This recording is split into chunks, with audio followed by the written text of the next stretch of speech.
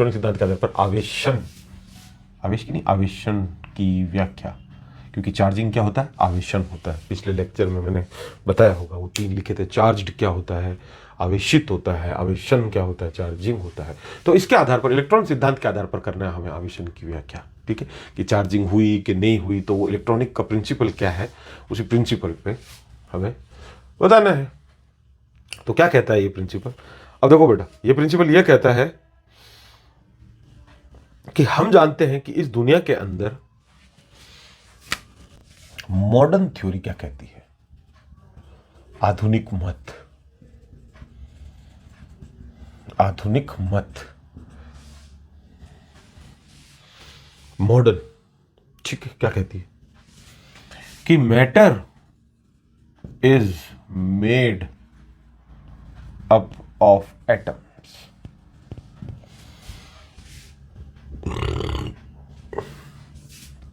पदार्थ, मैटर को पदार्थ बोलते हैं, पदार्थ परमाणुओं से मिलकर बना होता है, ठीक है, matter is made up of atoms. बैठ गया, ये तो नॉर्मल सी चीजें बता दिया था लास्ट लेक्चर में भी मैंने। मैटर क्या होता है, which has mass and occupy space, जिसके पास द्रव्यमान हो और जगह घेरता, उसको क्या बोलते हैं, पदार्थ कहते हैं। परमाणुओं से मिलकर बना होता है, ठीक है, और परमाणु सब जानते हैं क्या है, एटम क्या है सब जानते हैं, वो अपन बात कर लेते हैं। तो देखो बेटा, थोड़ा कॉन्सेप्ट से समझेंगे तो चीज आसान से समझ में आएगी, ठीक है, वरना यूं थ्योरी देख लेंगे किताबों में तो समझ भी नहीं आएगा बेटा। कॉन्सेप्ट एक ही समझना है, और वो मैं आगे बताऊंगा कि वो कॉन्सेप्ट है क्या, ठीक है, वो फिर परेशान बहुत करता है आगे। तो ये देखो बेटा, ये मेरा एक कोई परमाणु है। परमाणु का जो शेप होती है, स्ट्रक्चर होता है, परमाणु किस प्रकार का होगा, वो हमें किसने बताया था सबसे पहले? तो परमाणु के ऊपर जो थ्योरी दी थी वो सबसे पहले सर डाल्टन ने दी थी, और डाल्टन के बाद में सबसे पहले जो स्ट्रक्चर बताई थी, संरचना, कि परमाणु कैसा दिखता होगा, तो वो हमें बताई थी सर जे थॉमसन ने। तो उन्होंने इलेक्ट्रॉन का आविष्कार किया था, वहीं से आविष्कार हुआ इलेक्ट्रॉन का। फिर सर रदरफोर्ड ने उसको गलत बता दिया, कहा तो गलत है, परमाणु ऐसा होता ही नहीं है, क्योंकि उन्होंने बोला था परमाणु के अंदर इलेक्ट्रॉन भरे हुए थे। बाद में सर रदरफोर्ड ने जब कुछ प्रैक्टिकल किया तो पता चला कि नहीं, ये है तो इलेक्ट्रॉन तो है, लेकिन भरा हुआ नहीं होता इलेक्ट्रॉन से। और फिर बाद में जब आगे जाके बोर ने कुछ और बताया, लास्ट में जाके ये पता चला कि जो सबसे पहले थ्योरी दी थी सर डाल्टन ने, वो तो बिल्कुल ही गलत थी, पूरी गलत, लेकिन फिर भी पढ़ना पड़ता है, तो उससे आइडिया लगता है हमें कि उनके दिमाग में क्या आया होगा, कैसे उन्होंने बताया होगा। वो 6-7 बातें बताई थी उन्होंने, याद होनी चाहिए आपको। तो देखो बेटा, ये एक परमाणु है, ये क्या है, नाभिक। कौन रहता है यहाँ पे, प्रोटॉन प्लस और न्यूट्रॉन पे कोई चार्ज नहीं, कोई आवेश नहीं। बैठ गया। Every atom consist of nucleus. Her atom, परमाणु का एक नाभिक होगा। बैठ गया, परमाणु का एक नाभिक होगा, एक नाभिक होता है। बहुत आसान सी चीज है, हर परमाणु का एक नाभिक होता है। बैठ गया। इस न्यूक्लियस में, इन विच, आगे क्या लिखोगे, nucleus in which, nucleus in which protons and neutrons are present.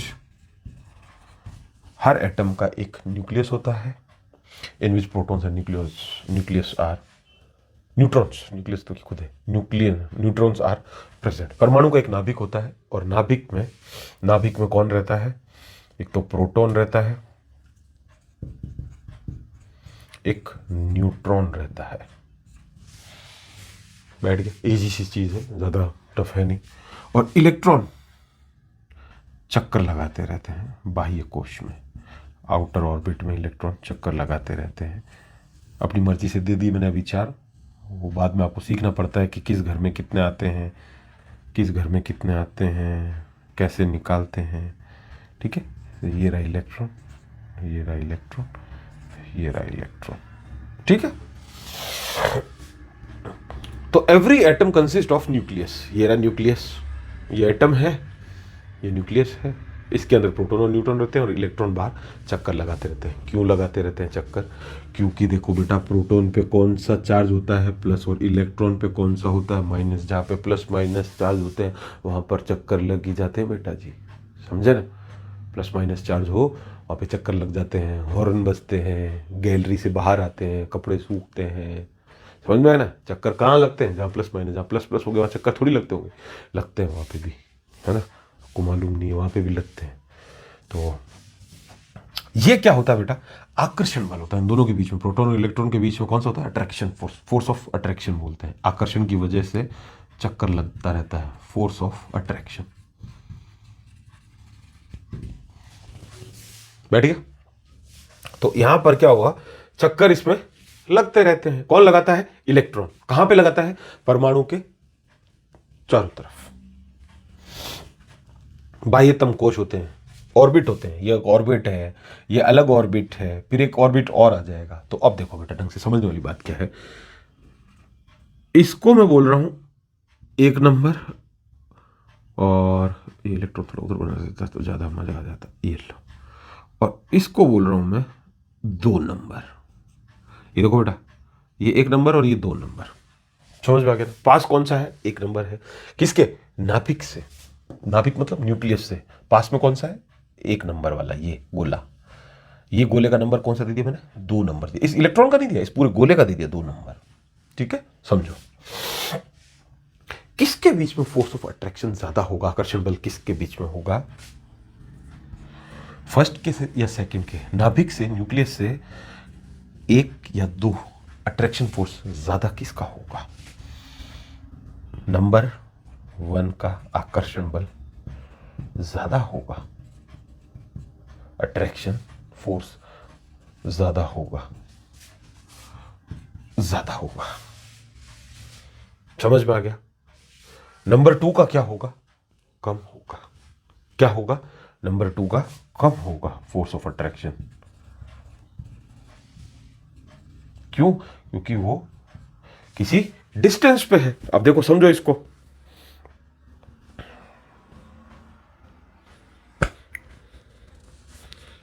और बात भी सिंपल सी है कि जो पास में होगा उस पर फोर्स ज्यादा लगेगा, जो दूर होगा उस पर फोर्स कम लगेगा। तो लग रहा है फोर्स 1 पे ज्यादा लग रहा है, 2 पे कम लग रहा है, तो उसका आकर्षण कम होगा। ये एनर्जी इसकी कम होगी, इसकी एनर्जी ज्यादा होगी। बोलो, इसमें तो कुछ है नहीं, इजी सा है। अब देखो बेटा, इसके बाह्यतम कोश में, जो आउटर मोस्ट ऑर्बिट में, एटम के आउटर मोस्ट ऑर्बिट में जो इलेक्ट्रॉन होते हैं, ये इलेक्ट्रॉन है, ये इलेक्ट्रॉन है। आउटर मोस्ट ऑर्बिट में जो इलेक्ट्रॉन है एटम के, ये क्या कहलाते हैं? मुक्त इलेक्ट्रॉन कहलाते हैं। ये क्या कहला रहे हैं? मुक्त electron, free electron, free electron. समझ में आया? Free electron. ये जो आउटर मोस्ट ऑर्बिट है, आउटर मतलब बाह्यतम कोश कौन सा है? कोश बहुत सारे हैं, देखो, ये रहा, ये रहा, ये रहा, ये रहा, ये रहा, इतने सारे हैं। ये सबसे लास्ट वाला है। मान लो मैं यहाँ बोल रहा हूँ कितने इलेक्ट्रॉन है? 4 है, 5 है, ये लो, 6 है, 7 है, 8 है। ठीक है, ये 8 छोड़ दो, 7 ही कर लेते हैं। ये 7 इलेक्ट्रॉन है आउटर मोस्ट ऑर्बिट। तो ये जो इलेक्ट्रॉन है ना सारे, ये फ्री इलेक्ट्रॉन कहलाते हैं। क्यों? क्योंकि ये बाह्यतम कोश है, ये नाभिक है यहाँ पे, न्यूक्लियस, और ये सबसे दूर है। तो इसकी ऊर्जा क्या होती है? एनर्जी क्या होती है? कम होती है। ये बंधे हुए कैसे होते हैं? कम एनर्जी से बंधे हुए होते हैं। समझ में आया? देखो मेरी बात सुनो, जब मेरे पास में कोई चीज है तो मैं उसको लपड़ मारूंगा, ऐसे गोल गोल घूम के मारूंगा, तो जिस जिस एरिया में वो फिट होता जाएगा उसके लपड़ पड़ता जाएगा। और थोड़ा सा दूर हो जाएगा तो सिर्फ हवा हवा आएगी, उसके थप्पड़ नहीं लगेगा। समझ में आ गया? तो वैसे ही है। तो ये मुक्त इलेक्ट्रॉन होते हैं। समझ में आ गया?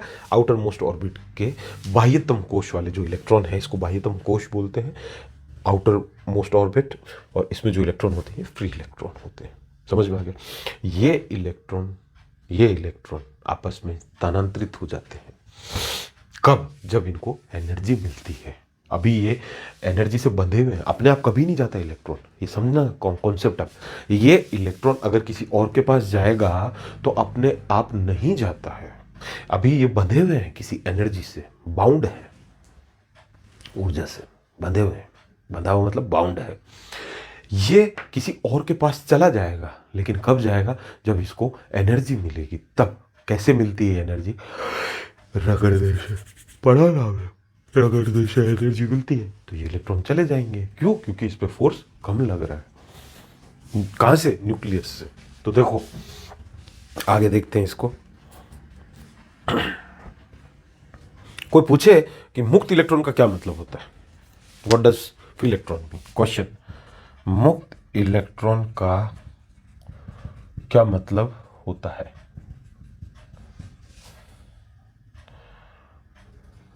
What does free electron mean? कोई पूछे तुमसे what does free electron mean, मुक्त इलेक्ट्रॉन का क्या मतलब होता है, तो क्या बताओगे? तो लिख लो बेटा, मुक्त इलेक्ट्रॉन का मतलब परमाणु के नाभिक में जो प्रोटॉन है उसका मुक्त इलेक्ट्रॉन के साथ जो आकर्षण बल होता है वो बहुत कम होता है। एटम के न्यूक्लियस में जो प्रोटॉन है उसका बाह्यतम कोश में जो इलेक्ट्रॉन है उसके साथ जो उसका फोर्स ऑफ अट्रैक्शन होता है वो बहुत कम होता है। क्या होता है? कम होता है। इसलिए हम ये कह सकते हैं कि ये इलेक्ट्रॉन ये बोलेगा कि मैं अपनी मर्जी से तो बाहर नहीं जा सकता, लेकिन अगर मुझे कहीं से थोड़ी सी ऊर्जा मिल जाए, इसी में लिखना सब, अगर मुझे कहीं से थोड़ी सी ऊर्जा मिल जाए तो मैं यहां से चला जाऊंगा। किसी ना किसी रूप से ऊर्जा मिलनी चाहिए या किसी ना किसी माध्यम से ऊर्जा मिलनी चाहिए, तो मैं यहां से चला जाऊंगा। इसलिए इनको फ्री इलेक्ट्रॉन कहते हैं। ठीक है, समझ में आ गया कॉन्सेप्ट? आगे चले? गुड। आगे देखो कैसे जाएगा ये सब लिख लेना बेटा। छोटी छोटी बातें बहुत इंपॉर्टेंट होती है। मैं क्या ज्यादा बोल भी नहीं रहा हूं, इसलिए मैंने आपको बोला ना, मैं बार बार ज्यादा नहीं बोलूंगा। मैं ज्यादा बोलूंगा ज्यादा लिखोगे, उलझ जाओगे फिर। इसके अंदर समझना क्या समझ, ये सब इतनी लंबी जो रामायण में पढ़ा दो ना बेटा, लास्ट में चीज एक ही निकल के आएगी। वो चीज क्या है वो मैं अभी बता दूं बार बार, फिर क्या कि मेरे भी कंट्रोल नहीं हो रहा। लेन देन जो होता है ना बेटा, इलेक्ट्रॉन का होता है। बस लेन देन किसका होता है? इलेक्ट्रॉन का होता है। ट्रांसफर कौन होता है? इलेक्ट्रॉन होता है। इस पूरी पढ़ाई में कभी कभी ऐसी चीजें आएगी तो वहां भी लग रहा होगा कि प्लस चला गया माइनस आ रहा है, माइनस चला गया प्लस जा रहा है ना? सिर्फ माइनस जाता है। कौन जाता है? इलेक्ट्रॉन जाता है। लेन देन किसका होगा? इलेक्ट्रॉन का होगा। ये समझना इस पूरी पढ़ाई के अंदर। समझ आ गया? तो उसका बेस बनाने के लिए इतना लंबा चौड़ा नाटक कर रहे हैं आपको समझाने के लिए। समझ में आया ना? तो चलो आगे देखते हैं कि अभी ये लेन देन हुआ कैसे। जो फ्री इलेक्ट्रॉन थे ना ये गए कैसे, वो देखते हैं। तो आओ बेटा, ये हमने बनाया एक कंघे का परमाणु। किसका परमाणु? कंघे का परमाणु। ये लो कंघे का परमाणु। समझ में आ गया? और दूसरा कौन सा बना दिया? बाल का परमाणु। ये लो, ये बना दिया मैंने बाल का परमाणु। परमाणु एक जैसे ही होते हैं, इनकी स्ट्रक्चर मैंने बताया ना आपको, सबसे पहले हमें सर जे थॉमसन ने दी थी। ठीक है, बीच में कौन रहता है? प्रोटॉन और न्यूट्रॉन। लिखो, प्रोटॉन पे प्लस होता है और न्यूट्रॉन पे कोई चार्ज नहीं होता। मैं लगा देता हूँ, आपको शायद दिखेगा नहीं। इलेक्ट्रॉन बाहरी कक्षाओं में चक्कर लगाते रहते हैं। ये लो,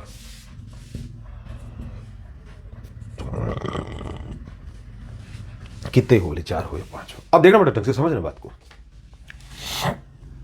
ये बाल का परमाणु, ये कंघे का परमाणु। ये क्या है? कंघा है। बाल ये रगड़ा। क्या किया? रगड़ा। क्या आई? एनर्जी आई। मुक्त इलेक्ट्रॉन किसके पास थे, कौन था, क्या था? देखना, बाल का परमाणु हमेशा पॉजिटिव होगा और कंघे का परमाणु नेगेटिव होगा। समझ में आया? क्यों आएगा, क्यों ऐसा? यहां से इलेक्ट्रॉन इधर आ गया, कौन आया? इलेक्ट्रॉन। ढंग से समझना, कौन आया? इलेक्ट्रॉन आया। जो आता है, आना जाना किसका होगा? इलेक्ट्रॉन का ही होगा। कौन आया? इलेक्ट्रॉन आया। इलेक्ट्रॉन के पास में क्या था? माइनस था। इलेक्ट्रॉन हमेशा अपने साथ क्या लेकर आता रहता है? माइनस लेकर आता है, इसलिए वो चीज क्या होगी? माइनस। वहां से इलेक्ट्रॉन कम हो गया, उधर क्या बच गया? प्लस बच गया। वैसे तो वहां कम हुआ, आना तो वहां माइनस चाहिए, लेकिन समझे नहीं आप कॉन्सेप्ट को। मेरा कहना यह है, लेन देन इलेक्ट्रॉन का ही होता है, प्रोटॉन कभी नहीं जाता, क्योंकि प्रोटॉन बीच नाभिक में बैठा रहता है और उसको भेजने के लिए, भेजने को तो उसको भी भेज देंगे, फोर्स बहुत लगता है, क्योंकि दुनिया का सबसे खतरनाक फोर्स जो होता है वो नाभिक के बल ही होता है, न्यूक्लियर फोर्स। ठीक है ना, सबसे खतरनाक फोर्स होता है, बहुत बहुत ताकतवर फोर्स होता है ये। इसके आगे फोर्स सब खत्म है, फोर्स। ठीक है ना, भेजा को तो उसको भी भेज देंगे, लेकिन ऐसा माना गया है कि लेन देन जो होता है वो इलेक्ट्रॉन का होता है। इलेक्ट्रॉन जाता है क्योंकि बाह्य कोश में रहता है, आउटर मोस्ट ऑर्बिट में, फोर्स भी कम लगता है, वो बीच में फिट रहता है। कैसे जाएगा? सीधा देखो, फिर ये इलेक्ट्रॉन यहां से निकालने के लिए इस इलेक्ट्रॉन को भी छेड़ना पड़ेगा, इस इलेक्ट्रॉन को छेड़ना पड़ेगा, थ्योरियां सब बिगड़ जाएगी, सब उल्टी सीधी थ्योरी हो सकता है कोई नई आके बना दे। अगर आप बना दोगे और उस थ्योरी के अंदर दम होगा तो उस दिन से फिर वो थ्योरी पढ़ेंगे, फिर ये थ्योरी छोड़ देंगे, है ना। लेन देन किसका होता है? मेरा कहने का मतलब यह है कि इलेक्ट्रॉन का लेन देन होता है। तो यहां से इलेक्ट्रॉन इसके पास गया, बैठा। जिसके पास इलेक्ट्रॉन आता है ना, हमेशा वो क्या हो जाता है? नेगेटिव हो जाता है। ये ध्यान रखो। अब आप बोलोगे कि ये इधर क्यों नहीं आया, ये इधर क्यों आया? तो हमने ऐसा माना है कि बाल का जो परमाणु होता है वो पॉजिटिव होता है। कैसे? कैसे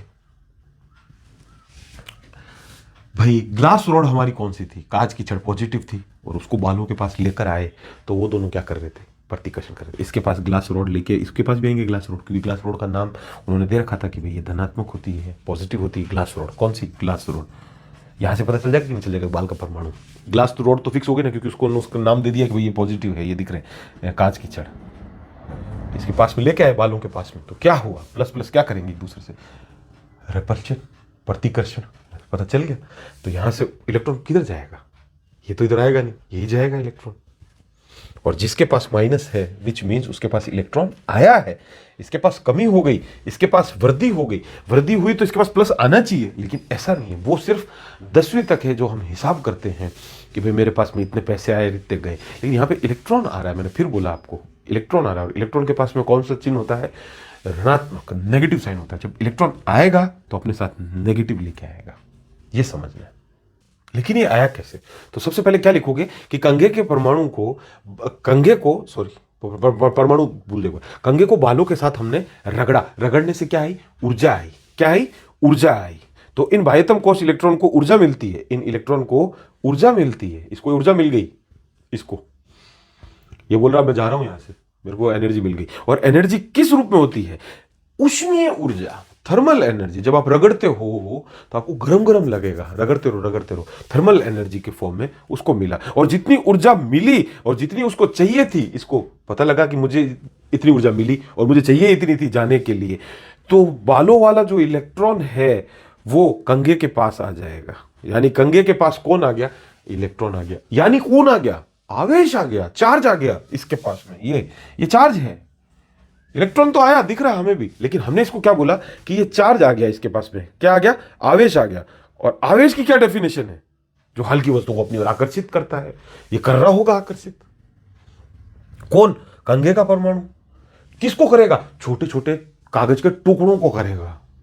ये बताया था पहले भी, कागज के छोटे छोटे टुकड़े कर लो, कंघे को रगड़ो सूखे बालों से, ड्राई हेयर से। वेट नहीं होने चाहिए हेयर, गीले नहीं होने चाहिए, ड्राई हेयर होने चाहिए। और फिर बाद में कंघा पास में लाओ कागज के टुकड़ों के पास में, तो तुम्हें क्या दिखेगा कि ये हल्की वस्तुओं को आकर्षित कर रहा है, तो इसके पास ऊर्जा आई, इसीलिए तो कर रहा है ये। समझ में आ गया? तो अब यही है इसके अंदर। और पहले क्या थी? लेकिन ये एनर्जी आई कैसे? रगड़ने से। रगड़ने से क्या हुआ? उनके बीच में रब्ड करने से क्या हुआ? घर्षण हुआ, फ्रिक्शन हुआ। समझ में आया? फ्रिक्शन।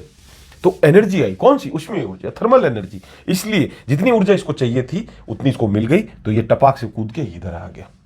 ये समझना है, बैठ गया। अब देखो एक कॉन्सेप्ट और समझो। कई बार एक चीज आती है न्यूट्रल, उदासीन। उस उदासीन में तुम उलझ जाओगे, फिर क्या हो जाएगा? उदासीन में तुम उलझ जाओगे। देखो बेटा, उदासीन,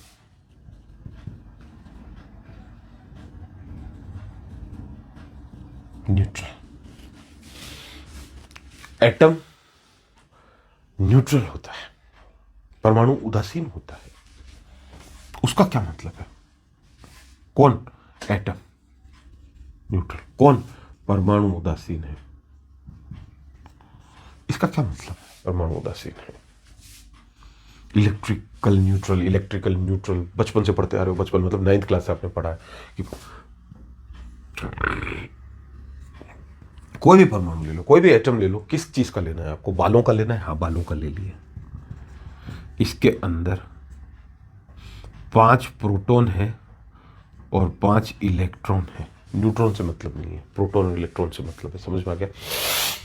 ये बाल का परमाणु है, ठीक है।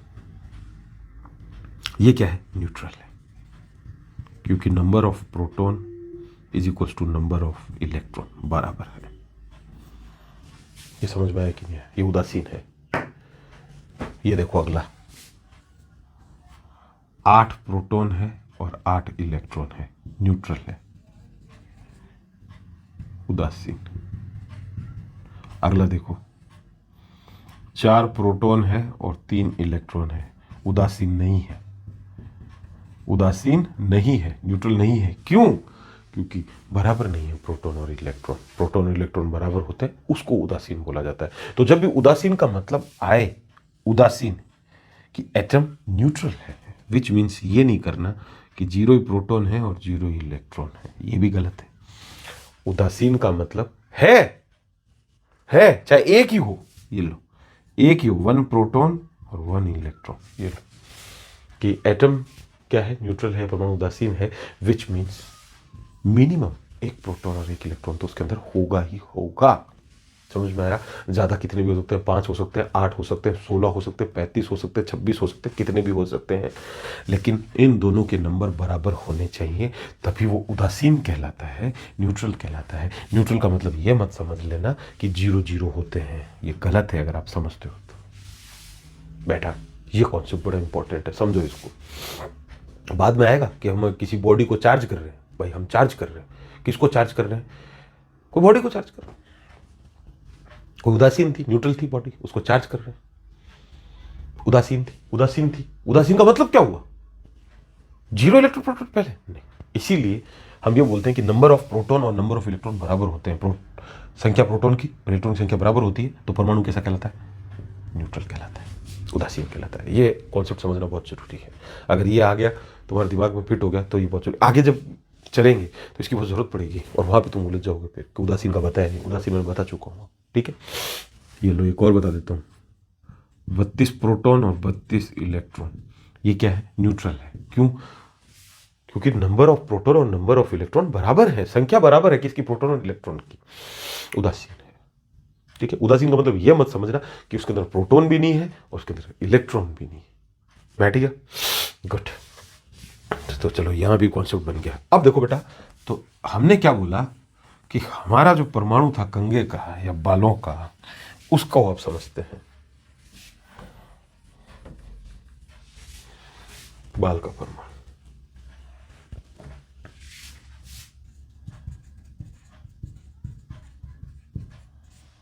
अब देखो बेटा, ढंग से इसको समझते हैं।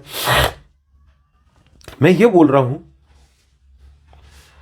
कि मेरे इसके अंदर, परमाणु के अंदर 5 इलेक्ट्रॉन थे और 5 ही क्या थे? प्रोटॉन थे, कंगे के परमाणु में। तो ये क्या था? पहले उदासीन था, रगड़ने से पहले, रब्ड करने से पहले ये उदासीन था। कौन? कंगे का परमाणु। ये रहा। इसके अंदर कितने? 5 इलेक्ट्रॉन है और 5 प्रोटॉन है। इसके अंदर देख लेते हैं, 6 इलेक्ट्रॉन है और 6 प्रोटॉन है। ऐसे समझोगे ना मैथमेटिकली, तब समझ में आएगा। कॉन्सेप्ट तब बनता है, मैथमेटिकली समझते हो तब, ठीक है। ये बाल का परमाणु, ढंग से समझना बेटा, ये बाल का परमाणु, ये कंगे का परमाणु। कंघे का परमाणु, ये दोनों क्या है, उदासीन है कि नहीं, ये पूछ रहा हूं मैं। ऐसे नहीं देखना, ऐसे देखना है इसका, उसको हटा दो एक बार, इसको देखना। कंघे का परमाणु 5 इलेक्ट्रॉन और 5 प्रोटॉन है, which means neutral. 6 electron 6 proton, which means neutral, उदासीन है। कौन, बाल का परमाणु भी और कंघे का परमाणु। मैंने क्या किया, रगड़ा। क्या किया, रगड़ा। अब रब्ड किया, अब मैंने रब्ड किया तो क्या आई, एनर्जी आई। क्या आई, एनर्जी। कंघे का परमाणु होता कैसा है, नेगेटिव, और बाल का परमाणु कैसा होता है, पॉजिटिव। ये कैसे पता चला, जब हम ग्लास रॉड लेके आएंगे, कांच की छड़ लेके आएंगे, वहां से हमें पता चल जाएगा कि प्रतिकर्षण हो रहा है या आकर्षण हो रहा है, रिपल्शन हो रहा है या अट्रैक्शन हो रहा है, वहां से हमको पता चल जाएगा, ठीक है ना। लेकिन हमें ये पहले से पता है अब, ठीक है। तो अब हमने रगड़ा, रगड़ने से हुआ क्या, ये नेगेटिव चार्ज हुआ ना कंघे का परमाणु, तो इलेक्ट्रॉन यहां से उठ के इधर आया होगा। तो देखो बेटा, एक इलेक्ट्रॉन, एक इलेक्ट्रॉन, समझ में आया, सॉरी माइनस करते हैं, माइनस, एक इलेक्ट्रॉन कम हो गया, तो कितना बचा, 5 इलेक्ट्रॉन। एक इलेक्ट्रॉन आने को 2 भी आ सकते हैं, 3 भी आ जाते हैं, उसको छोड़ो एक बार, मैं क्या बोल रहा हूं, इलेक्ट्रॉन 3 भी जा सकते हैं साथ में, एक जरूरी नहीं एक ही जाए, 2 जा सकते हैं, 3 जा सकते हैं, 4 जा सकते हैं, ठीक है ना। एक इलेक्ट्रॉन यहां से उड़ता हुआ यहां चला गया, तो एक इलेक्ट्रॉन आ गया इसके पास में, जिससे गया उसको तो माइनस ही करेंगे ना, ये तो पढ़ाई कर रखी होगी ना, कि जिससे गया इलेक्ट्रॉन वहां पे माइनस लिखा जाएगा, और जिसके पास आया उसको प्लस कर दिया। यहां कितने इलेक्ट्रॉन हो गए, 6 इलेक्ट्रॉन, ठीक है। और प्रोटॉन कितने, अभी भी 5 हैं। यहां पे कितने हो गए, 5 इलेक्ट्रॉन और 6 प्रोटॉन। अब देखो बेटा, 5 तो है माइनस का और 6 है प्लस का। कैसे, ये रहा माइनस और ये प्लस का, 5 में से 6 गया तो क्या बचा, प्लस का है ना, ये प्लस चार्ज हो गया, इसीलिए तो प्लस लिखा हुआ है। नहीं समझे, कौन किसको घटाना है, 6 में से 6 प्रोटॉन में से 5 घटाना है इलेक्ट्रॉन, कितना बचा, एक।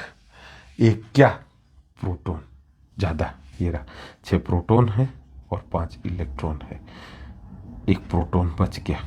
तो एक को एक प्लस लिखने की जरूरत नहीं, 2 प्लस लिखने की जरूरत, प्लस लिखने की जरूरत है, क्योंकि प्लस में चल रहा, प्रोटॉन प्लस का होता है। इधर देखो बेटा, अरे जोड़ बाकी करना है यार, जोड़ बाकी करना है, प्लस माइनस, और क्या, 5 इलेक्ट्रॉन है, इलेक्ट्रॉन पे कौन सा है, माइनस है, ये रहा 6 माइनस 5 क्या आ जाएगा, 1 आ जाएगा। 6 क्या था, प्रोटॉन था, 5 क्या था, इलेक्ट्रॉन था। तो अब प्रोटॉन पे कौन सा चार्ज होता है, प्लस का होता है, तो ये प्लस बन गया कि नहीं बन गया, तो वही तो बनाना है, और क्या। तो ये बाल का परमाणु प्लस क्यों हुआ, ये कारण था, ठीक है। इधर देखो, इसका 5 प्रोटॉन था, इसने इलेक्ट्रॉन ग्रहण कर लिया और उसने इलेक्ट्रॉन त्याग दिया, इसने इलेक्ट्रॉन को क्या किया, गेन किया, इसने क्या किया, लूज किया इलेक्ट्रॉन को, ठीक है। इसमें देखो क्या बचा, 6 इलेक्ट्रॉन है और 5 प्रोटॉन है, तो कितने का फर्क आ रहा है, एक का आ रहा कि नहीं आ रहा, तो ये लो, इसमें नेगेटिव लग गया, ये रहा नेगेटिव। क्यों, क्योंकि 6 तो इलेक्ट्रॉन, इलेक्ट्रॉन पे कैसा होता है, माइनस का चार्ज होता है, और माइनस 5 प्रोटॉन, या प्रोटॉन को पहले लिख लो, जो भी है, 6 में से 5 को घटाओ तो बचेगा 1, 6 में से 5 को घटाया मैंने तो बचा 1, लेकिन ये 6 किसका था, ये माइनस का था। ऐसे करो बेटा, माइनस का 6 और प्लस का 5, क्या बचा, माइनस का 1, और 1 को लिखने की जरूरत नहीं, सीधे प्लस कर, ये 1 को लिखने की जरूरत नहीं होती, माइनस कर दिया, बचा माइनस, मतलब 1, वो 1 ही है कहने का मतलब। तो ये माइनस क्यों आया और ये प्लस क्यों आया, ये मैथमेटिकल समझो इनको। आ जा कौन रहा है, इलेक्ट्रॉन का आना जाना हो रहा है, ये समझाना है तुम लोगों को।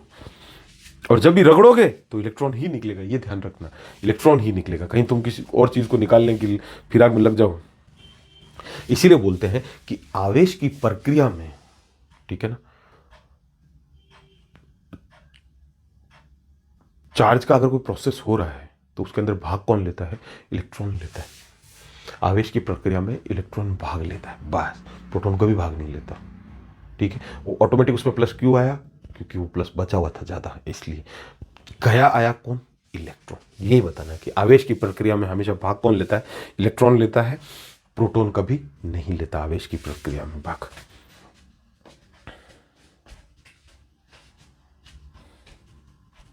तो क्या लिखोगे, only electron participate in the process of charging, लिख दो। आवेश की प्रक्रिया में इलेक्ट्रॉन भाग लेता है, only electron participate in the process of charging. जब चार्जिंग हो रहा है, आप मोबाइल चार्ज कर रहे हो अपना बिजली से, क्या दे रहे हो? इलेक्ट्रॉन घुसा रहे हो बैटरी के अंदर, कुछ नहीं कर रहे हो। समझ में आया?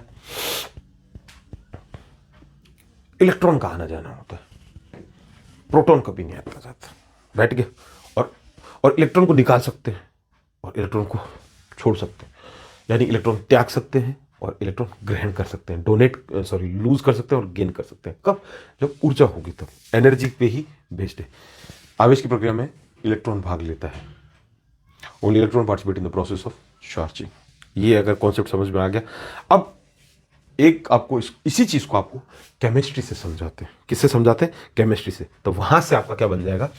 एक आपका कॉन्सेप्ट बन जाएगा। जगह कहा है यहां तक। हाँ, तो अब देखो बेटा,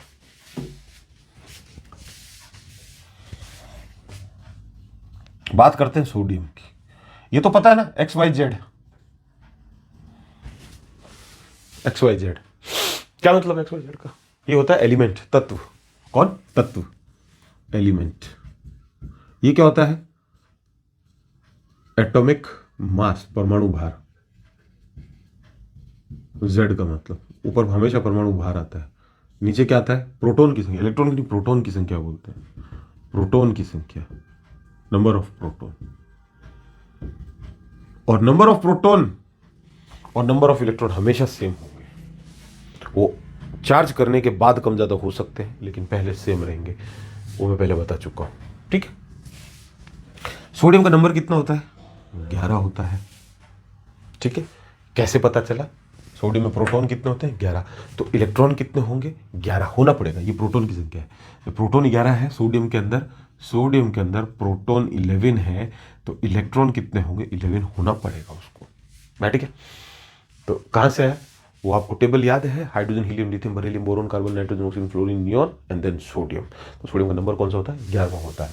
इलेक्ट्रॉन कॉन्फ़िगरेशन, इलेक्ट्रॉनिक विन्यास करेंगे अब इसका, तोड़ेंगे इलेक्ट्रॉन। तो देखो, हमने ये पढ़ा है एसपीडीएफ या केएलएमएन। एसपीडीएफ पढ़ा है आपने? के घर में हमेशा 2 इलेक्ट्रॉन आते हैं, एस के घर में 2 इलेक्ट्रॉन आते हैं, एल के घर में 8 इलेक्ट्रॉन आते हैं, 18 आते हैं और 32 इलेक्ट्रॉन आते हैं लास्ट वाले घर के अंदर। ठीक है। लेकिन देखो बेटा, एस के घर में 2 इलेक्ट्रॉन आ रहे हैं या के घर में, कुछ दोनों में से एक ले लो, कंफ्यूज हो जाओगे। या तो केएलएमएन से चलो या एसपीडीएफ से चलो, दोनों चीज एक ही है। ठीक है ना? अरे किताबों में अलग रहता है, तो मैं एसपीडीएफ से चलता हूँ। ठीक है। एस के घर में 2 इलेक्ट्रॉन, पी के घर में 8, डी के घर में 18 और एफ के घर में 32 इलेक्ट्रॉन। तो देखो बेटा, एस के घर में 2 इलेक्ट्रॉन आ रहा है। पी के घर में जब जाएंगे ना, पी के घर में, तो एस के घर से होकर ही जाना पड़ता है। तो पी के अंदर आते कितने? 8 आते हैं। समझ में आया ना? 8 आते हैं। लेकिन रास्ता कौन सा होता है? एस का रास्ता इस्तेमाल करना पड़ता है। तो एस क्या बोलता है? तुम पी के पास जा रहे हो? हाँ। तो 2 इलेक्ट्रॉन पहले मुझे देने पड़ेंगे। तुम पी को देने के लिए जा रहे हो? हाँ। 2 मुझे देने पड़ेंगे। फिर मेरा टैक्स है ये, मैं वसूली करता हूँ। वसूली भाई हूँ मैं वसूल कर लेता हूँ। ठीक है। तुम इसको 8 देने जा रहे हो, 2 ये रख लेगा। तो एक्चुअल में आते कितने इसके पास में? 6 इलेक्ट्रॉन पी के घर में, लेकिन लिखते कितने? 8। 2 किसने ले लिए? इसने ले लिया। अब देखो, तो इलेक्ट्रॉनिक कॉन्फ़िगरेशन कैसे निकालते हैं? 2 इलेक्ट्रॉन बैठेगा। पी के घर में कितने आते हैं? 6 ही आएंगे, क्योंकि 2 ले लेगा, लेकिन लिखते दोनों को मिला के फिर क्या है? 8 ही। फिर 8 लिखेंगे। कैसे? ये देखो, 1s2 2s2 2p6 और 3s1। तो देखो, इन दोनों का क्या है? आधार सेम है, तो घाती क्या हो जाएगी? जुड़ जाएगी। 8। ये घाती जुड़ गई। बेस सेम है तो पावर ऐड हो जाती है। 6 और 2 कितने हो गए? 8। एस के घर में कितना है? 2 और ये क्या है? 1। तो ये आ गया 1। ये इसका इलेक्ट्रॉनिक कॉन्फ़िगरेशन होता है। किसका? सोडियम का। बैठ गया कि नहीं बैठा?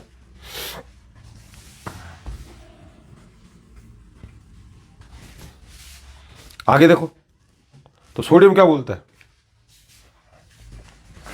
अब बोर एक साइंटिस्ट थे। उन्होंने क्या बोला था?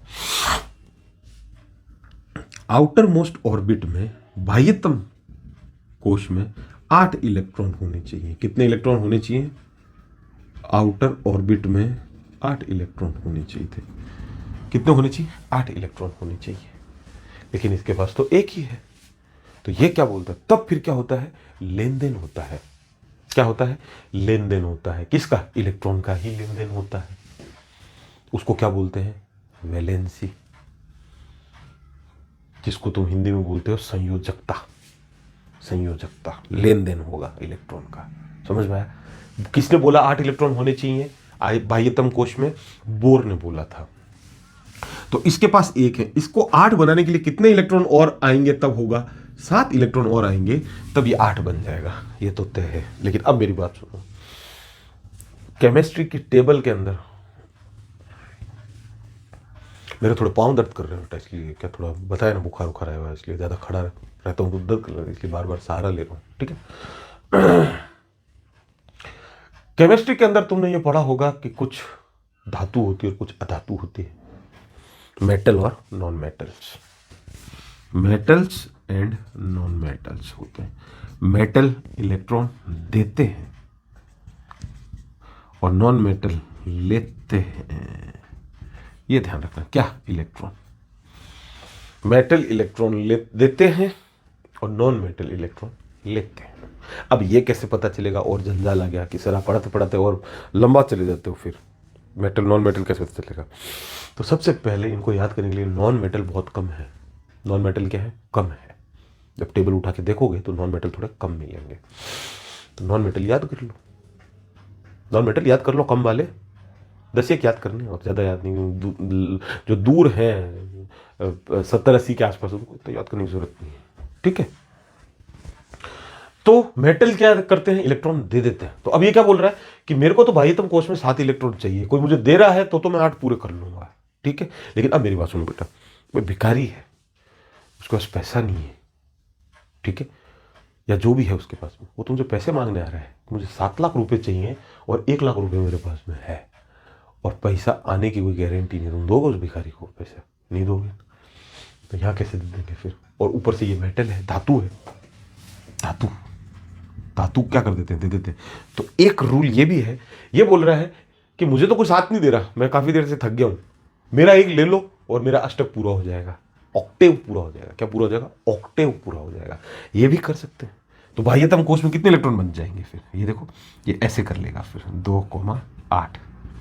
ये एक इसने दे दिया। अब आउटर मोस्ट ऑर्बिट कौन सा हुआ? ये वाला ऑर्बिट हुआ आउटर मोस्ट। बाह्यतम कोश ये वाला कहलाएगा। ये एक क्या किया इसने? दे दिया। दे देते हैं क्या? इलेक्ट्रॉन। कितने दिए इसने? 1 इलेक्ट्रॉन। तो सोडियम पे क्या लग जाता है? प्लस लग जाता है। देखना, मैंने फिर क्या बोला? जब इलेक्ट्रॉन चला जाता है, इलेक्ट्रॉन चला गया, इससे इलेक्ट्रॉन चला गया, देखना इससे, उसमें तो आया है, इसमें गया। देखो सोडियम ने क्या कर दिया? इलेक्ट्रॉन दे दिया, इलेक्ट्रॉन त्याग दिया।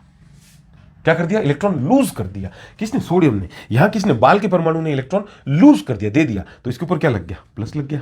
जिसने इलेक्ट्रॉन दिया, इसने भी इलेक्ट्रॉन दिया, तो इसके ऊपर क्या लग गया? प्लस लग गया। अब इलेक्ट्रॉन गया किसके पास में? किसी के पास तो गया होगा ना। कौन है इसके साथ? तो कोई जिसके साथ इसकी रिएक्शन कराएंगे वो ले लेगा इसका इलेक्ट्रॉन, और जो लेगा उसके पास क्या आ जाएगा? नेगेटिव। ये रहा, ये ले रहा है तो ये नेगेटिव आ गया, ये रहा नेगेटिव, ये रहा नेगेटिव। ऐसे ले, तो कौन लेगा? देखते हैं। क्लोरीन को देते हैं। दिख रहा है क्या? क्लोरीन। क्लोरीन का बेटा नंबर कितना होता है? 17। यानी प्रोटॉन कितने क्लोरीन में? 17। इलेक्ट्रॉन कितने हैं? 17। निकालें इसका इलेक्ट्रॉनिक कॉन्फ़िगरेशन, ये वाला 1s2 2s2 से 2,8,7 ऐसे निकालना बेटा। ठीक है ना? जैसे इसका निकाला था 1s2 2s2, ऐसे 1s2 2s2 2p6 3s2 3p। तो 6 4 10 2 12 12 6 18 6 2 8 हो गई, तो 17 हो गया। 5 ये लो, तो ये तो आ गया 2। ये दोनों जुड़ जाएंगे, क्यों? क्योंकि ये आधार सेम है, 2 2 वाले हैं। तो 6 और 2 8 हो गए। ये 2 इलेक्ट्रॉन ये रहे, ये जुड़ के 8 हो गए, और 3 वाले फिर जुड़ जाएंगे, ये 3 3, तो 5 और 2 7। समझ में आया? इसलिए देखो पी के घर में इलेक्ट्रॉन कितना आ रहे हैं? 6 ही आ रहे हैं, क्योंकि एस ले लेता है उससे, कर 2 दे मुझे। ठीक है, तो 2 8 7। अब ये क्या बेटा? देखो ये क्या है?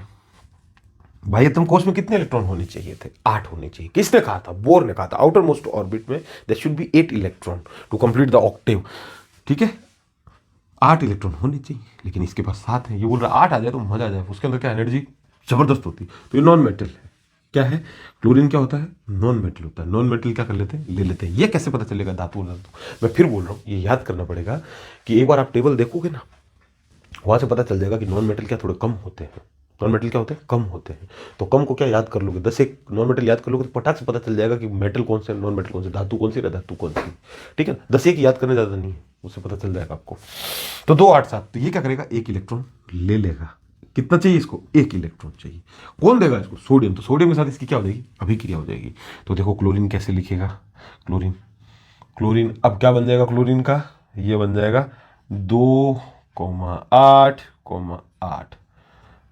अब ये नहीं कि इसको गायब कर दो कि ये 7 चले गए, नहीं, देखो यहाँ पे तो एक गायब कर दिया था तो इसके 2 ही बचे थे, 2,8, इसके 2,8,8, क्योंकि एक इलेक्ट्रॉन आ जाएगा तो ये 7 क्या बन जाएगा, 8 में कन्वर्ट हो जाएगा। एक इलेक्ट्रॉन आया, कितना आया, एक इलेक्ट्रॉन, तो क्या लग गया, माइनस। जिस पास इलेक्ट्रॉन आता है वो ऋणात्मक, जो इलेक्ट्रॉन को गेन करता है वो नेगेटिव हो जाता है, लिखो इसको बेटा। और जो इलेक्ट्रॉन दे देता है वो पॉजिटिव हो जाता है। बैठ गया। तो इस चीज को यहाँ पे है क्या जगह, हाँ, मेरा कहने का मतलब ये है कि इलेक्ट्रॉन गेन यानी इलेक्ट्रॉन का क्या हुआ, और इलेक्ट्रॉन लूजेस यानी इलेक्ट्रॉन त्यागा और इसमें ग्रहण किया। इलेक्ट्रॉन ग्रहण किया या इलेक्ट्रॉन गेन किया तो आ जाता है नेगेटिव, और इलेक्ट्रॉन त्यागा, लूज किया इलेक्ट्रॉन, तो लग जाता है पॉजिटिव। ये बहुत इंपॉर्टेंट है, बहुत इंपॉर्टेंट है बेटा। यहाँ पे बच्चे कंफ्यूज हो जाते हैं। 9वीं और 10वीं के अंदर तुमने अच्छे से पढ़ रखा है इसको, इलेक्ट्रॉन गेन, एंथैल्पी, उन सब के अंदर पढ़ा हुआ है, ठीक है। तो तुम्हें पता चल जाएगा उस हिसाब से। ये अगर चीज़ नहीं समझ में आती तो फिर पढ़ने का मतलब नहीं है बेटा। और ये समझ में आ जाती है कि ऐसा क्यों हुआ, तो होता है ऐसा, समझ आया ना, ऐसा होता है। मेटल और नॉन मेटल का खेल है। अब देखो सोडियम और क्लोरीन अभिक्रिया करके क्या बना लेंगे, NaCl। तो ये केमिस्ट्री से मैंने थोड़ा सा बता दिया आपको, NaCl अभिक्रिया कर लेंगे, एक ही इसको दे देगा, एक वो ले लेगा, तो ये जुड़ जाएंगे, अणु बन जाएगा। समझ में आ गया ना। अब इसमें ज़्यादा कुछ है नहीं, ये था जो समझाना था कि ऐसे इलेक्ट्रॉन, अभी जब हमने कहा ना कि रगड़ने से क्या हुआ, ऊर्जा आई, कौन गया, किसके पास गया, तो ऐसे पहले उदासीन थे, बराबर थे 5 और 5, फिर रगड़ा, इसके पास 6 थे, आ सकते हैं, कोई दिक्कत नहीं। ऐसा नहीं है कि इसके पास 5 हो तो इनके पास भी 5 होना चाहिए, नहीं, इसके पास 5 है तो इसके पास 9 हो सकते हैं, लेकिन इलेक्ट्रॉन जितने होंगे उतना प्रोटॉन होना पड़ेगा। ये इसी के इलेक्ट्रॉन प्रोटॉन है, ये इसके इलेक्ट्रॉन प्रोटॉन है। रगड़ा, एक इलेक्ट्रॉन आ गया, तो ये इससे तो कम हो गया, तो वो तो कम दिखाना ही है, और इसमें आ गया वो दिखाना है। अब इलेक्ट्रॉन की संख्या और प्रोटॉन की संख्या में फर्क आ रहा है, हाँ, ज़्यादा कौन है, इलेक्ट्रॉन, कितने, एक ज़्यादा है, और इलेक्ट्रॉन एक ज़्यादा है तो मतलब एक माइनस लगा दो, एक ज़्यादा है, प्रोटॉन प्लस लगा दिया। वैसे ही यहाँ बता दिया ये केमिस्ट्री के हिसाब से कि ये धातु अधातु थोड़ा सा आप देख लेना, जब 10th की बुक और खोल के देखोगे ना, वहाँ पे टेबल बनी हुई 11th की, उसमें पता चल जाएगा इधर वाले धातु है, उधर वाले अधातु होते किधर है, टेबल में उधर की तरफ अधातु होती है, ठीक है। जैसे कार्बन हो गई, ऑक्सीजन हो गई, नाइट्रोजन हो गई, ये सब क्या है, अधातु है। फॉस्फोरस हो गई, सल्फर हो गई, क्लोरीन हो गई। तो 10 एक याद कर लो, 15 लास्ट, अधातु 15 याद कर लिए ना तो वो काम बैठ जाएगा। तो पता चल जाता है ये धातु जो होते हैं मेटल, वो देते हैं इलेक्ट्रॉन, और अधातु ले लेते हैं। लाओ दहेज लाओ, गाड़ी लाओ, हेलीकॉप्टर लाओ, सब ले लेंगे। कौन, नॉन मेटल लेते हैं, ठीक है। तो अभी क्या बन गया, सोडियम क्लोरीन सोडियम क्लोराइड, क्या बना, सोडियम क्लोराइड, नाम चेंज हो गया। कैसे, ये भी देखो बेटा, ये है मेटल और ये है नॉन मेटल, ये तो पता ही है, अभी यहां से पता चल गया। When metal and non metal react together, बताओ किसी को कि नाम क्यों चेंज हुआ, सोडियम क्लोराइड क्यों हुआ। When metal and non metal react together, metal retain its name, metal अपने नाम को, जब मेटल धातु और अधातु अभिक्रिया करते हैं तो धातु अपना नाम रख लेता है, चेंज नहीं करता, बल्कि अधातु अपना नाम थोड़ा सा बदल लेता है। ऑक्सीजन बन जाता है ऑक्साइड, फ्लोरीन बन जाता है फ्लोराइड, क्लोरीन बन गया क्लोराइड, सल्फर बन गया सल्फाइड, ऐसे। तो इंग्लिश में भी बताओ, हिंदी में भी बताओ। जब पहले इंग्लिश में बोल देता हूँ, फिर मैं हिंदी में बोल देता हूँ, ठीक है ना। तो अब वापिस से बोल रहा हूँ, ठीक है, ढंग से। When metal and non metal react together, metal retain its name, metal अपना नाम रख लेता है, but non metal changes slightly.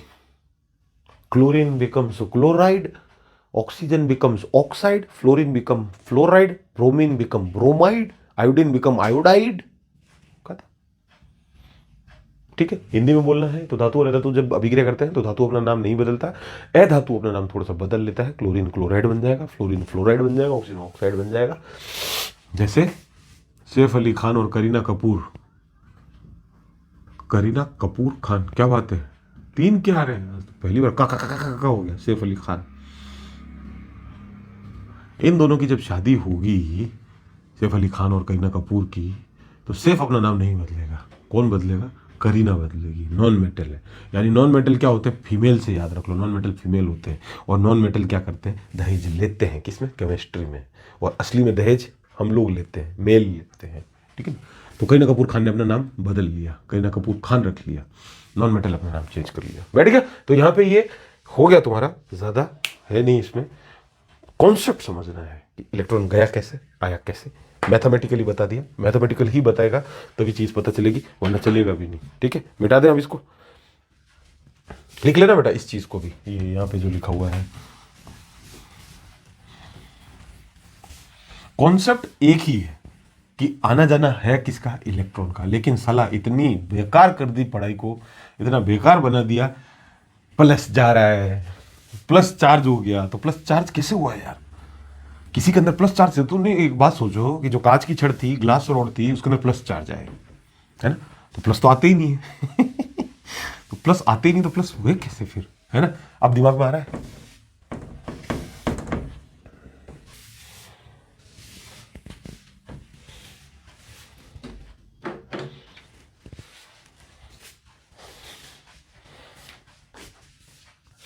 अब आगे देखो बेटा, इलेक्ट्रॉन की इतनी बातें कर ली, थोड़ी प्रोटॉन की बात भी कर लेते हैं।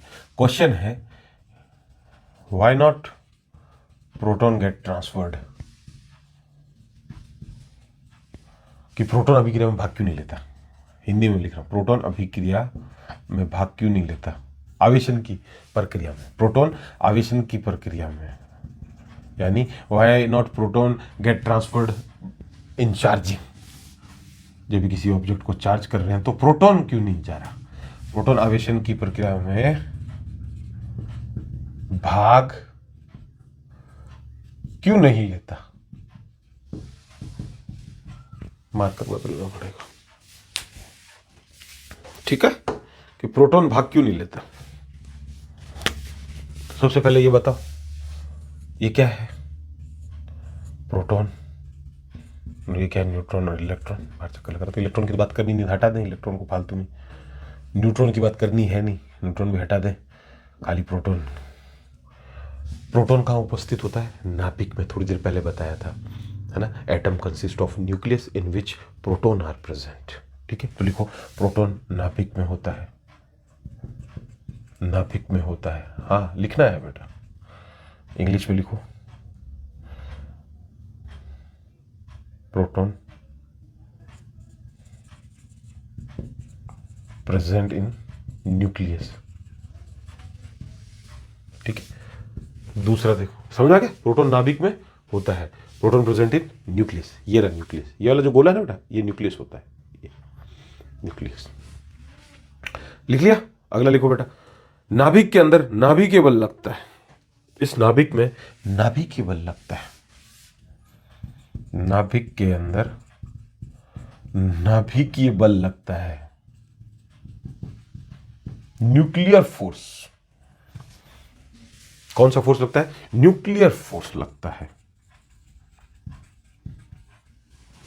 समझ में आ गया, यहां पे कौन सा फोर्स लगेगा, न्यूक्लियर फोर्स लगेगा। इसका एक अलग फोर्स है, अंदर ही अंदर एक अलग फोर्स है, न्यूक्लियर फोर्स, ठीक है। वो लगता है नाभिक के अंदर, नाभिक के बल लगता है, न्यूक्लियर फोर्स लगता है। समझ में आ गया, ज्यादा कुछ है नहीं इसमें भी। और न्यूक्लियर फोर्स इस दुनिया का सबसे शक्तिशाली बल होता है। न्यूक्लियर फोर्स, इस बार इंग्लिश में लिख देता हूं, is the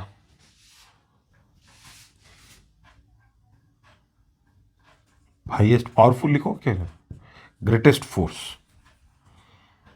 non greatest force, non greatest force, non greatest force.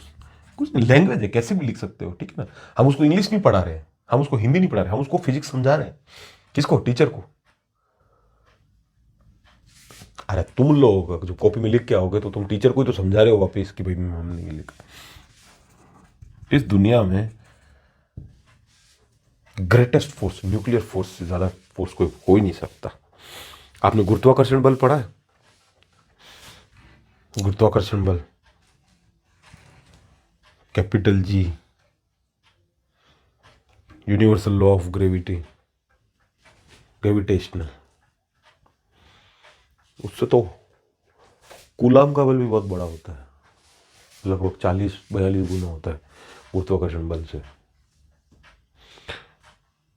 कौन, कूलाम का बल, किससे, गुरुत्वाकर्षण बल से, ग्रेविटेशनल फोर्स से। कितना गुना होता है, 40 से 42 गुना होता है कूलाम का बल, इतना ज्यादा होता है। आवेशों को मध्य जो लगता है, कूलाम ने जो बताया है, मतलब कूलामी बल बोलते हैं उसको। 40 गुना ज्यादा ग्रेविटी से भी, सोचो कितना बड़ा होगा ये तो फिर सोचने वाली बात नहीं है, तो बहुत ज्यादा हो गया, है ना। Nuclear force is the non greatest force. सबसे सर्वाधिक जो बल होता है वो शक्तिशाली बल होता है। कौन सा? तो इतना मजबूत बल है, इसको कोई स्वतंत्र नहीं करवा सकता, आजाद नहीं करवा सकता, फ्री नहीं कर सकता इस प्रोटॉन को कोई। मतलब हम नहीं करवा सकते प्रोटॉन को फ्री, इतना फोर्स होता है। इसीलिए प्रोटॉन भाग नहीं लेता। क्या नहीं करता? इसलिए प्रोटॉन भाग नहीं लेता, या फिर एक स्थान से दूसरे स्थान पर स्थानांतरित नहीं होता, ट्रांसफर नहीं होता। कौन? प्रोटॉन। क्यों? क्योंकि ये हाईएस्ट फोर्स होता है, सर्वशक्तिमान बल ये होता है, ठीक है। नाभिक के अंदर कौन सा बल लगता है? नाभिक के बल लगता है, ये बताना होता है। नाभिक के बल बहुत मजबूत बल होता है, इसलिए ये भाग नहीं लेता। तो ये हो गया इसी के क्वेश्चन का। अब कुछ चीजें हैं जो आपको याद रखनी है। क्या रखनी है? याद रखनी है। ये क्या कुछ छोटी मोटी थ्योरी है, तो इससे क्या तुम याद रखोगे तो तुम्हारा फायदा होगा, आगे तुम्हारे लिए इजी होगा। और ये सारी चीजें बेटा न्यूमेरिकल बेस्ड करनी पड़ेगी हमको, ये ध्यान रखना। ये सब निकालना पड़ेगा हमें कि गुरुत्वाकर्षण बल कितना गुना होता है, किसके बल का? कूलामी बल का, ठीक है। सारे निकालेंगे तब पता चलेगा, तुम्हें न्यूमेरिकल से निकालना पड़ेगा हमको। तो चलो आगे देखते हैं। वैल्यू ये आपको हमेशा याद रखनी है।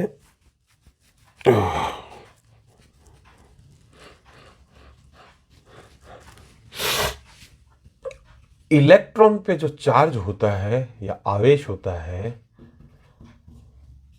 वो कितना होता है? 1.6 गुणा 10 की पावर -19। और चार्ज की यूनिट क्या होती है? कूलम। ये होता है, ये वैल्यू आपको याद रखनी है। इलेक्ट्रॉन पे जो आवेश है, आवेश की इकाई क्या होती है? कूलम होती है, ठीक है। कूलम भी काफ़ी बड़ी यूनिट होती है। कूलम से थोड़ी सी बड़ी कौन सी होती है? EMU होती है, इलेक्ट्रोमैग्नेटिक यूनिट, ठीक है। एक इलेक्ट्रोमैग्नेटिक यूनिट में कितने कूलम होते हैं? 10 कूलम होते हैं। और सबसे छोटी यूनिट कौन सी होती है? ESU होती है, स्टेट कूलम होती है, या इलेक्ट्रोस्टैटिक यूनिट ऑफ कूलम बोल दो, या फ्रैंकलिन बोल दो, ठीक है। और सबसे बड़ी यूनिट कौन सी होती है? आवेश की, चार्ज की, फैराडे होती है। 1 फैराडे इक्वल्स टू 9,96,500 कूलम, ठीक है। तो ये इलेक्ट्रॉन पे चार्ज होता है। प्रोटॉन पे कितना होता है? अब देखो इलेक्ट्रॉन पे क्या है? नेगेटिव, तो उसको नेगेटिव बता दो, ठीक है। प्रोटॉन पे सेम चार्ज होता है, चार्ज सेम होता है। 1.6 गुणा 10 की पावर -19 कूलम, -19 कूलम। समझ में आ गया? सेम चार्ज होता है, लेकिन प्रोटॉन प्लस में रहता है, इलेक्ट्रॉन माइनस में रहता है। लेकिन जब हम सवाल करते हैं तो वहां हमारा जवाब माइनस क्यों नहीं आता? तब हम क्या निकालते हैं? मैग्नीट्यूड निकालते हैं, परिमाण निकालते हैं, परिमाण निकालते हैं, मैग्नीट्यूड निकालते हैं। और मैग्नीट्यूड और परिमाण का मतलब क्या होता है? फिजिक्स का, फिर मैंने बताया फिजिक्स का एक नाम है, जैसे रेट, समय को रेट बोलते हैं इंग्लिश में, हिंदी में दर बोलते हैं। परिणाम और मैग्नीट्यूड का, तो ये फिजिक्स के नाम है। इनको अगर नॉर्मल भाषा में बोले तो क्या? गणित का मान, कोई भी गणित का मान, गणित का मान, मैथमेटिकल वैल्यू, मैथमेटिकल वैल्यू। यानी परिमाण 5 क्या है, परिमाण है, √3 क्या है, परिमाण है, 17 क्या है, परिमाण है, 2185 क्या है, परिणाम है, 19615 क्या है, परिमाण है। ठीक है, ये सब मैग्नीट्यूड है, magnitude magnitude magnitude magnitude magnitude. ठीक है, 7.5 मैग्नीट्यूड है, 19.11 मैग्नीट्यूड है। ठीक है, लेकिन सब प्लस में है। ठीक है, जनरली हम लोग मैग्नीट्यूड को किस में लेते हैं, प्लस में लेते हैं, प्लस में लेते हैं, इसलिए फिर वो चिन्ह नहीं लगाते जब सवाल करते हैं तब। जैसे बल, बल कभी नेगेटिव हो सकता है क्या, कभी नहीं होता। फोर्स, फोर्स की डायरेक्शन नेगेटिव होती है।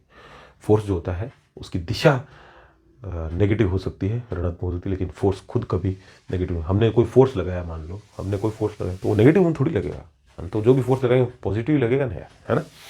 चाहे हमने कितना भी लगाया, कभी लगाया, मैं तो 0 लगा दिया, ये लो नहीं लगाया, लेकिन नेगेटिव नहीं होता। तो उसको हम क्या बोलते हैं, मैग्नीट्यूड जो है जनरली पॉजिटिव में लेते हैं। जब सवाल करेंगे तो ये माइनस नहीं लेंगे। बैठ गया। तो ये इलेक्ट्रॉन का चार्ज भी हो गया और प्रोटॉन का भी चार्ज आ गया। अब आगे देखो, इलेक्ट्रॉन का द्रव्यमान, परिमाण समझ में आ गया। परिमाण क्या होता है, जब हम लेंगे तो प्लस ही, इसको प्लस मानकर ही चलेंगे, और प्लस बताने के लिए हम क्या लगाते हैं, मैग्नीट्यूड, मैग्नीट्यूड मोड लगाते हो कि नहीं लगाते। ये लो 7.5 है माइनस का, तो आंसर क्या है, क्या माइनस को प्लस में बदल देता है। ठीक है ना, ये सब बता रखे हैं बेटा, मैथमेटिक्स में भी बता रखे हैं मैंने। 12th की मैथमेटिक्स जो है एनसीईआरटी की पढ़ा रखी है मैंने, उसमें सब बता रखे हैं। अब आता है इलेक्ट्रॉन का द्रव्यमान, भार कितना होता होगा electron, mass, mass of electron. भार भी तो होता होगा, ये चीज़ है, इलेक्ट्रॉन है, एटम है, ये ढक्कन है, ये ढक्कन के अंदर भी तो क्या होगा, इलेक्ट्रॉन प्रोटॉन होंगे, तो ढक्कन कुछ तो भारी है ही, है ना। अब आप बोलोगे इनका क्या भार है, तो कैसे भार नहीं है, सोना लेते हो तो किलो में थोड़ी लेते हो फिर, है ना, थोड़ा सा ही लेते हैं, इलाज हो जाता है, तो वैसा है बेटा। ठीक है, तो भार तो हो गई, तो कितना है 9.1 इंटू 10 की पावर 31 किलोग्राम। नहीं बेटा, 31 बहुत ज़्यादा हो जाता है, -31, माइनस मतलब छोटा। अब छोटा हो गया, यानी बहुत छोटा होता है इलेक्ट्रॉन का द्रव्यमान, बहुत हल्का होता है इलेक्ट्रॉन। ठीक है, और प्रोटॉन का द्रव्यमान,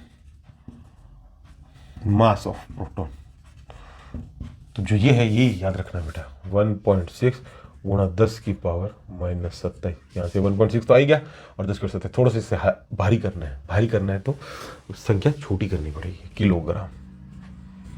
कभी भी ये 31 और -27 वाले समझ में नहीं आया ना कि बड़ा कौन है इसके अंदर, हमेशा एक लाइन बनाओ, यहाँ 0 बनाओ, यहाँ क्या बनाओ, 1 बनाओ, 2 बनाओ, 3 बनाओ, 4 बनाओ। इधर जब जाएंगे तो संख्या बढ़ेगी घटेगी, मैं तो ये पूछ रहा हूँ। इधर जब जाएंगे 1 से बड़ा 2 होता है और 2 से बड़ा 3 होता है, या छोटा होता है, बड़ा ही तो होगा ना, 2 से बड़ा 3, 3 से बड़ा 4। तो इधर जाएंगे संख्या क्या हो जाएगी, बढ़ेगी, मान बढ़ेगा, वैल्यू इंक्रीज होगी। तो ये देखो, ये -1 है, ये -30 है गिनती में, ये -25 आ गया, ये -15 आ गया। तो इधर जाएंगे तो बढ़ेगी, तो यहाँ कहीं ये -31 आ गया, और यहाँ कहीं ये -27 आ गया। तो 31 बड़ा है कि 27 बड़ा है, बढ़ेगी, ऐसे जाएंगे तभी तो बढ़ेगी। तो बढ़ेगी तो 27 बड़ा होगा ना, तो 27 बड़ा होगा, 31 क्या होगा, छोटा होगा, ऐसे चलेंगे तो छोटा हो जाएगा, है ना। तो भार किसका ज़्यादा हुआ, 27 ज़्यादा हुआ कि 31 ज़्यादा हुआ, इसका ज़्यादा हुआ। इलेक्ट्रॉन का भार कम होता है, प्रोटॉन का भार ज़्यादा होता है। एक कारण ये भी है, इसलिए प्रोटॉन जो होता है वो ट्रांसफ़र नहीं होता। प्रोटॉन ट्रांसफ़र क्यों नहीं होता, इसका एक रीज़न ये भी है कि इसका भार थोड़ा क्या होता है, ज़्यादा होता है। और क्या है, मास ऑफ न्यूट्रॉन, न्यूट्रॉन का भी मास, न्यूट्रॉन का द्रव्यमान, मास बिल्कुल बेटा ऑलमोस्ट सेम होता है प्रोटॉन के वाले के बराबर, जितना प्रोटॉन का उतना, लेकिन थोड़ा सा ज़्यादा होता है। ये 1.6 और 1.67 है, बस थोड़ा सा ज़्यादा होता है। ठीक है, इसलिए ऐसा बोला जाता है कि mass of neutron is always ये बराबर मास ऑफ प्रोटॉन। ऐसा बोला जाता है कि न्यूट्रॉन का जो मास है वो प्रोटॉन के मास के क्या हो जाता है, बराबर हो जाता है। लेकिन भारी कौन होता है, ये भारी होता है,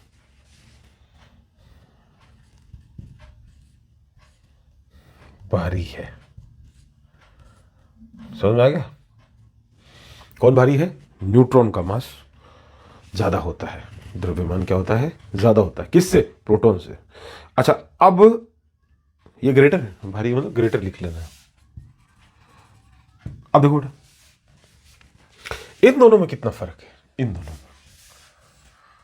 1800 ऑलमोस्ट 37 टाइम्स गुना, 1837 गुना ज्यादा होता है प्रोटॉन का भार, द्रव्यमान। अब देखो मेरी बात सुनो, 1837 गुना लगभग 2000 गुना ज्यादा हो गया। 2000 गुना, देखना ये 100 किलो की बोरी है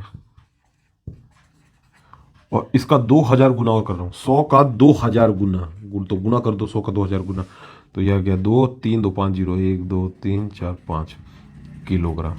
अब धक्का लगाना है, अब धक्का लगाना है। आप किसको धक्का लगाओगे? ऑब्वियसली इसी को ही लगाओगे धक्का। उधर से लगा दिया, इधर से लगा दिया, इधर से उधर भेज दिया, उधर से इधर भेज दिया। इस पे धक्का लगाओगे तो भी क्या निकलेगा? हो सकता है लगा दो, कोई बड़ी बात नहीं, फ्रिक्शन कम कर देंगे और स्लाइड डाल देंगे नीचे। स्लाइड मतलब समझो, टायर डाल देंगे इसके नीचे, ऐसे ऐसी जगह पे इसको कर देंगे टायर, स्लाइडिंग फ्रिक्शन और वो रोलिंग फ्रिक्शन, है ना, घर्षण जो अलग अलग आते हैं, तो इसको खिसका तो देंगे, लेकिन जोर आएगा ना, क्या मतलब है? इसीलिए इलेक्ट्रॉन जो है उसको खिसकाने में हमें जोर थोड़ा कम आता है, इतना गुना बड़ा हो जाता है। कौन? Proton. Proton is greater than electron, मतलब भार में, ठीक है ना, ये बताना है। तो ये वैल्यू अब तुम्हें जो है ये हमेशा याद रखनी है।